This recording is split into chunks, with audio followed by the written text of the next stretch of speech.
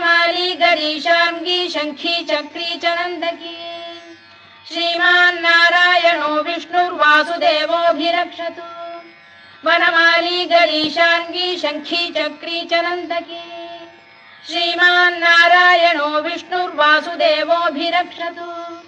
इतीदं कीर्तनीयस्य केशवस्य महात्मनः नाम्नां सहस्रं दिव्यानामशेषेण प्रकीर्तितम् य इदं शृणुयात् नित्यं यश्चापि परिकीर्तयेत्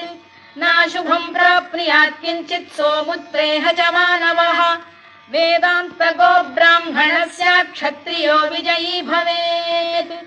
वैश्यो धनसमृद्धः स्यात् शूद्रः सुखमवाप्नुयात् धर्मार्थी प्राप्नुयात् धर्ममर्थार्थी चार्थमाप्नुयात् कामानवाप्नुयात् कामी प्रजार्थी चाप्नुयात् प्रजाम् भक्तिमान्